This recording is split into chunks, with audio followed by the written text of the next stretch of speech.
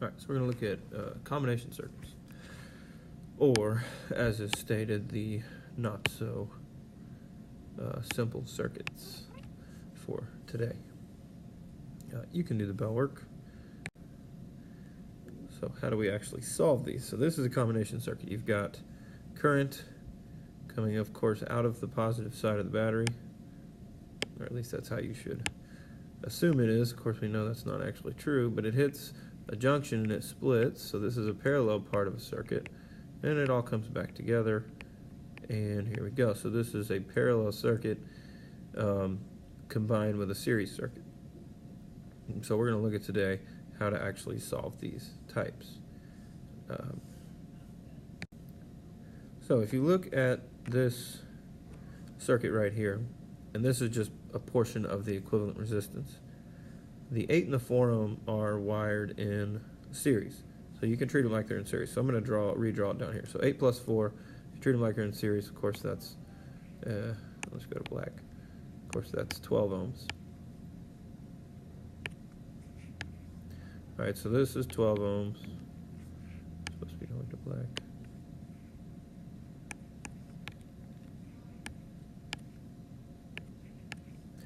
Alright, and then the 6 and the 3, you add those as if they're in parallel. So here it's just 8 plus 4.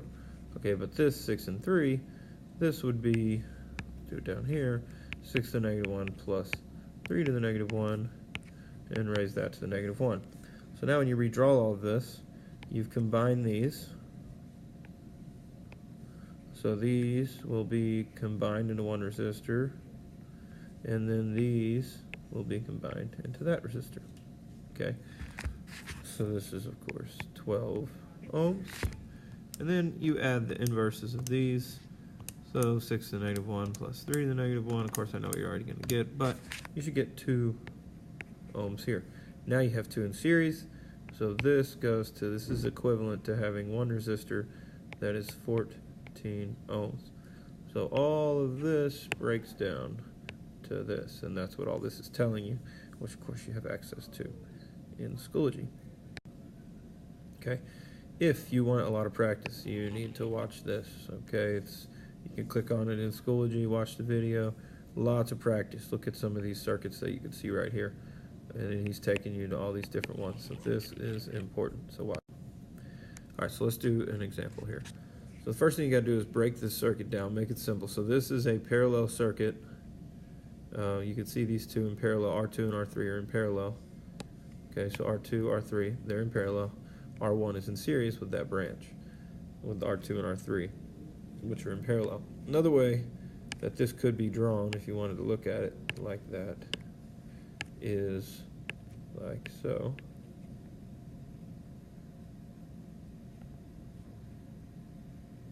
So this is another way that could be drawn. So this is just another way to look at it. But the big thing is solve for this. Okay, figure out what that is.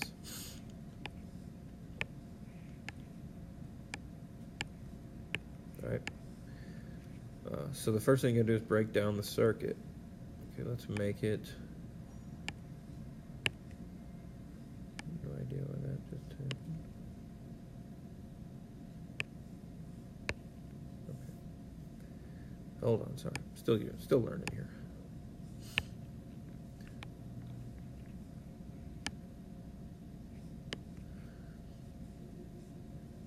All right, so this we will redraw.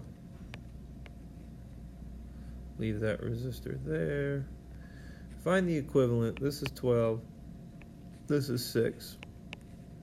You have 12 to the negative 1 plus 6 to the negative 1. Raise all that to the negative 1. Okay. When you do that, you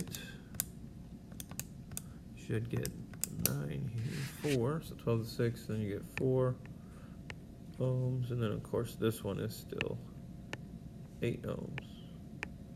This is a lot easier circuit to look at. Okay, and we don't know what the total voltage is yet, so I'm going to draw this meter in here as well. So that's just an ammeter telling you the total current is 3 amps. And you know it's a total current because this is in the main branch of the circuit. Okay, so it's not here where the current is split. All the current has come back. And so this is the main branch of the circuit. So that's your total current. So I can put 3 amps right there.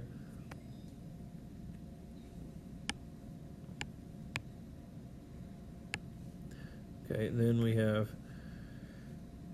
the different resistors. So first, we know that this is the total current. Okay, so if we're just looking at this circuit, we need to figure out what the voltage is across each one of these. So remember, V is I times R.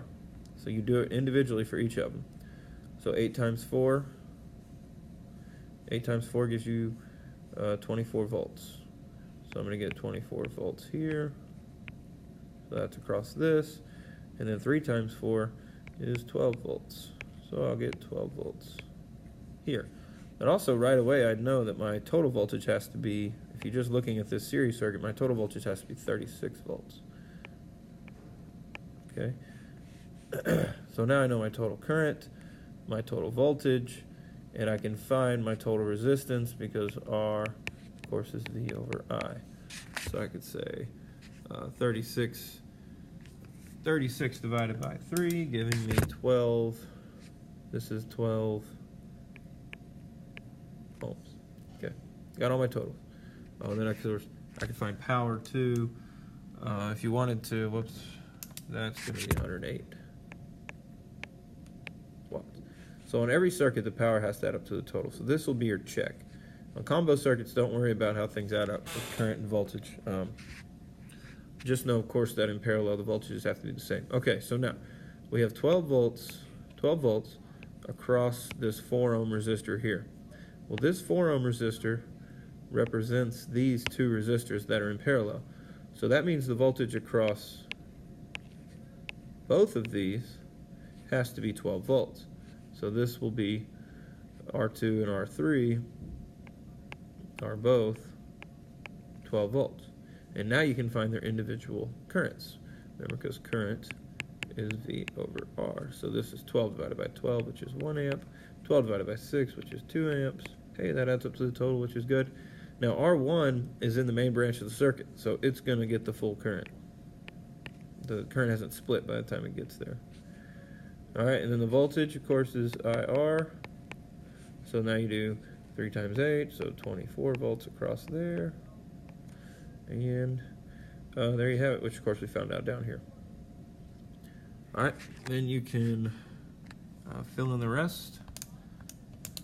We got 72, we got 12, and 24. Add those up, 72 plus 12 gives you 84, plus 24 gives you 108. So, you did it right. All right, this is one of your ones from the homework. I'll let you work on that.